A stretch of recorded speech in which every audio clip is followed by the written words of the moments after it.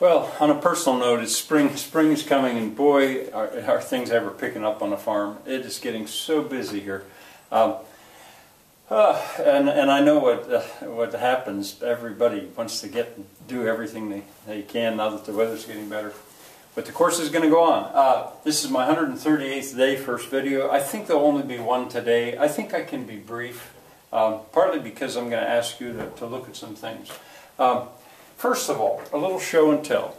The Woodwright Shop. I found this book. I forgot about it, and that is such a wonderful book. I practically read the whole thing yesterday.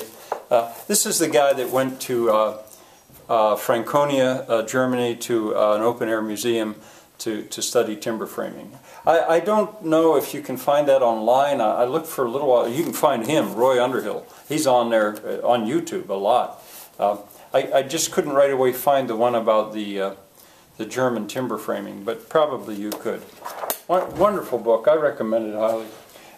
And I finally found the Book of Hours. It was on the shelf all along. This is the one when I was telling you about marginalia. And I was also trying to explain that before, these are photographs of pages of books before the time of movable type, when books were done by hand, and it was such an art. Now these aren't quite so tiny as what I showed that Flemish calendar, but still, look at the marginalia. I'm so glad that I hadn't lost this book. But anyway, most of these images, I imagine that you could find them online if you tried and looked. There's the writing, there's the marginalia. I was glad to be able to show that to students because, you know, who knows, maybe in this class somebody will eventually send me send their notes to me to show me what they did. I don't know. That's just a dream. All right. The deposition, that I couldn't think of that word. That's bringing Jesus down off the cross. I knew there was a term, just like the pietà is Jesus in his mother's arms after he's dead.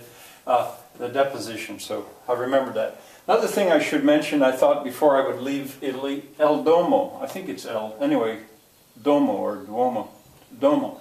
The dome in Florence, the dome on the cathedral in Florence.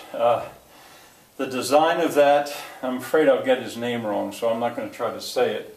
But there's at least one great documentary on that, and certainly worth looking at. All right, well, other classics. We're going to move up to England. Well, here we are. Yeah, Sir Thomas More. He wrote a little book. I could have brought a copy of it down, called Utopia. And I don't know how much people read that Utopia anymore. But it gave its name to almost any detailed description of an imagined, more perfect world. When somebody imagines in detail a world and describes it, and then writes about it, they have made a utopia, if it's a perfect world. Often there'll be a dystopia, which is supposed to be a perfect world that somehow goes horrible.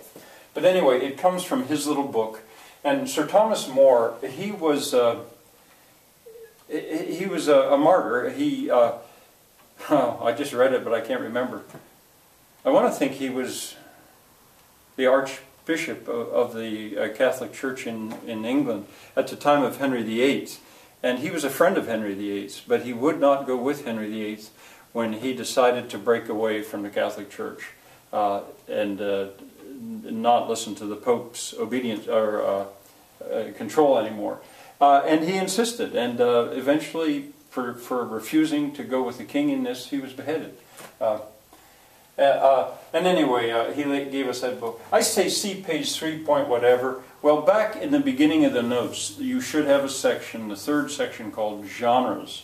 And I haven't done it yet, I don't think. But anyway, I would put down utopia, and then as a definition in parentheses, a detailed description of an imagined more perfect world. And then as examples, the reason I sometimes touch on it early is because Plato really, I think of his book, The Republic, as a utopia. But there are quite a few other utopias that I like to list. I don't think I'm going to do that now. I might come back to the subject, I don't know. And then madrigals. From the Renaissance, we have madrigals. This is certainly not only England. In Italy, there were lots of them. In France, there were lots of them. And madrigals, this is a kind of music.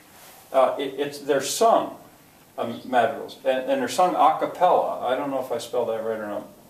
I never know if there's how many A's, C's, or P's, or L's, or a cappella, but it means with no accompaniment, only voices. And they were sung by individuals. 4 or 5 parts singing, like soprano, alto, tenor, bass, whatever. And they often had a fa section. They're very difficult to sing. I've got somebody up at the house, that's why the dog's barking. I'm going to have, you know what I said about it's a farm and everything's going on at once.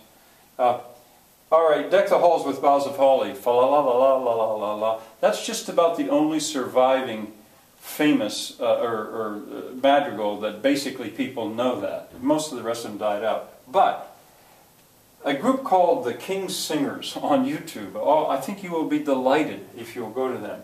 The King's Singers, and they did, if you go in Madrigal History Tour, that's a play on words from the Magical Mystery Tour, the Beatles, I think. Now is the month of Maying. They do it various ways. These guys are unbelievable singers. They are so good. And what I always like to do with the students at this point was to play Money Can't Buy Me Love, a Beatles song that the King Singers did as if it were a madrigal. And I think they call it Thou Canst Not Buy Thee Love, or something like that, is the name they gave it. And they rewrote it so that it would be sung like an Elizabethan madrigal, as they call it. I think you will find delight if you take a look at some of their work. And there we have it. I better go see what's going on up there, and I'll see you tomorrow.